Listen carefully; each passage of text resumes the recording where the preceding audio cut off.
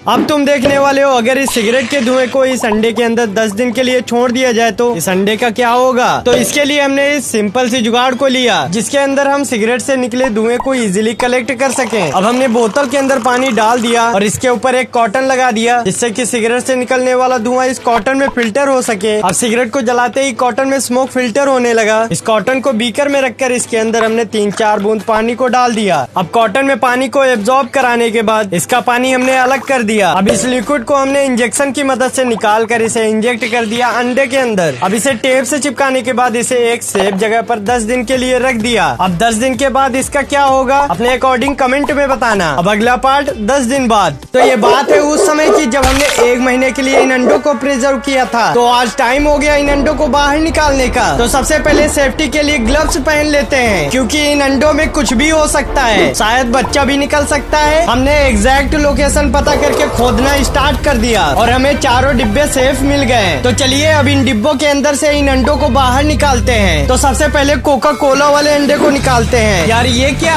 इसमें तो ढेर सारी फंगस लगी है और ये किसी और चीज का अंडा लगने लगा। अंडे को छूने के बाद पता चला ये अंदर से काफी ज्यादा सॉफ्ट हो गया है। तो चलिए इन सभी को बारी बारी से तोड़ के देखते हैं। कोका कोला वाले अंडे का छिलका तो काफी सॉफ्ट निकला और अंदर के मटेरियल का भी कलर काफी हल्का हो गया है और कॉर्नफ्लोर के अंदर का अंडा एकदम नॉर्मल है। अब नमक वाले अंडे को देखते हैं। हाँ, इसका कलर थोड़ा सा डार्क हो गया है। चलो तो अब टाइम है डीजल वाले अंडे को देखने का। ओ सच में इसका भी कलर काफी ज्यादा हल्का हो गया। वैसे आपने क्या सोचा था कमेंट में बताओ। आज आपको भी पता चलने वाला है क्या हम इस फेविक्विक से चिपके इन जूतों को ढेर सारे नींबू से छुड़ा सकते हैं। इसके लिए हमने इन जूतों को लेकर फेविक्विक की मदद से एक वुड बोर्ड के ऊपर चिपका दिया जो अब खींचने पर भी नहीं छूट रहा। हाँ, अब ये रेडी है। इसे छुड़ाने के लिए हमने ढेर सारे नींबुओं को काट कर ढेर सारा रस इकट्ठा कर लिया और थोड़ा सा रस हमने जूते के नीचे भी डाला जिससे कि हमारा जूता आसानी से छूट जाए। फिर मैं इसे कॉटन की मदद से धीरे धीरे छुड़ाने लगा। इसे छुड़ाने के लिए काफी देर तक मेहनत करने के बाद जूता तो इस वुड बोर्ड से छूट ही नहीं रहा। इसके लिए हमने इस बार नींबू से ही ट्राई करने को सोचा। थोड़ी देर तक मेहनत करने के बाद अब फाइनली ये हमारा जूता धीरे धीरे छूटने लगा और अब ये पूरी तरह से छूट गया। हाँ सच में यार, ये नींबू तो बड़े कमाल की चीज है। क्या हम इस खराब कूड़े वाले गार्बेज बैग की मदद से एक उड़ने वाला पैराशूट बना सकते हैं? ये आपको अभी पता चलने वाला है। बस इस पतले से वायर की मदद से हमें इसका एक फ्रेम बना लेना है और इस पॉलीथीन को पैराशूट का शेप देकर कुछ इस प्रकार से इसे फिक्स कर लेना है। अब पैराशूट तो बनकर अपना रेडी हो चुका है। अब जरूरत है हमें फ्यूल की। तो इसके लिए हमें इन कैंडल को लेकर इनको मेल्ट करके इनका लिक्विड बना लेना है। अब एक कागज लेकर इस लिक्विड को अच्छे से कागज के ऊपर फैला देना है। अब इसे फोल्ड करने के बाद रेडी है अपना फ्यूल। अब इसे तार की मदद से पैराशूट के नीचे वाले हिस्से पर इसे बांध देना है। हाँ, अब ये उड़ने के लिए रेडी हो चुका है। तो चलो इसे उड़ाते हैं। हमने इस फ्यूल के अंदर आग लगा दी और इसके अंदर से निकलने वाली सारी गर्म गैसेस पैराशूट के अंदर जाने लगी और अब शायद अपना पैराशूट उड़ जाएगा।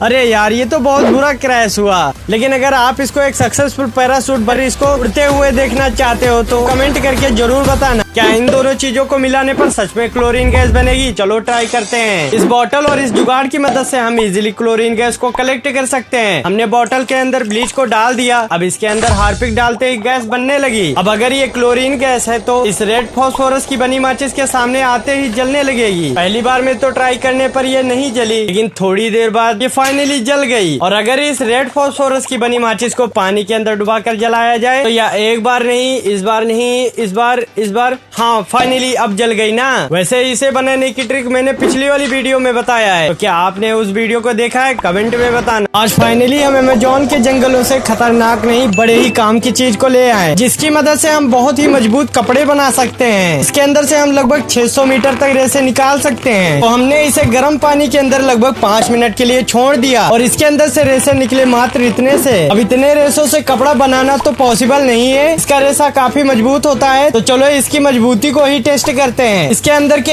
एक रेसे को हमने दोनों तरफ से मजबूती से पकड़कर इसके ऊपर थोड़ा सा वेट देकर देखा तो इसने तो बहुत आसानी से इसका वेट उठा लिया। अब टाइम था थोड़ा सा हाई वेट की इस बोतल को उठाने का और ये वैसे अगर आपने इसको कहीं पर भी देखा तो कमेंट में जरूर बताएं। नॉर्मल ऑर्बिट बॉल देखने में तो छोटी है, लेकिन पानी के अंदर जाते ही कुछ इतनी बड़ी हो जाती है और गर्म पैन के ऊपर तो ये खतरनाक डांस करती है। तो अब टाइम है इनके साथ कुछ एक्सपेरिमेंट करने का। तो इसके लिए हमने एक बीकर में पेट्रोल और दूसरे में कोका कोला और तीसरे के अंदर हमने नॉर्मल पानी ले लिया। अब टाइम है इसमें ये देखने का किसके अंदर फास्ट फूलती है। तो हमने इन सभी के अंदर थोड़ी थोड़ी ऑर्बिट बॉल डालकर 24 घंटे के लिए रख दिया। अब फाइनली 24 घंटे कंप्लीट हो गए। ये नॉर्मल पानी के अंदर तो अच्छे से फूल गई और कोका कोला के भी अंदर अच्छे से फूली। पेट्रोल के अंदर भी चलिए देखते हैं। और ये क्या, पेट्रोल के अंदर तो ये बिल्कुल भी नहीं फूली। मतलब हम इन्हें पेट्रोल के अंदर नहीं फुला सकते हैं। वैसे आप इन्हें फास्ट फुलाने के लिए क्या करते हैं जरा कमेंट में बताएं। इन प्लांट्स के ब्लड को आपने यूवी लाइट में शायद कभी नहीं देखा होगा। सच में ये काफी खतरनाक दिखता है। सबसे पहले हमें इस क्लोरोफिल प्लांट्स को लेकर मिक्सी के अंदर पीस कर इसका पेस्ट बना लेना है। अब इसे छन्नी की मदद से छान लेना है। अब लेना है हमें अल्कोहल और इस अल्कोहल को बीकर के अंदर डालने पर इसके अंदर से क्लोरोफिल बाहर निकल आते हैं। और अब ये यूवी लाइट में देखने के लिए एकदम रेडी है। ये लाइट में तो ग्रीन कलर के दिखते हैं, लेकिन लाइट बंद करके यूवी लाइट में देखने पर ये रेड कलर के दिखते हैं। और सच में ये एकदम रेड कलर का ह्यूमन ब्लड सेल्स की तरह दिखता है। और फिर से दोबारा से लाइट में देखने पर फिर से ये ग्रीन ही कलर के दिखता है। आपने इस क्लोरोफिल प्लांट को पहले भी देखा था जरा कमेंट में बताना। अपने पास ये ढेर सारी माचिस हैं, लेकिन इनमें से कोई वाटरप्रूफ नहीं है। ये है ना असली वाटरप्रूफ माचिस और इसकी पावर,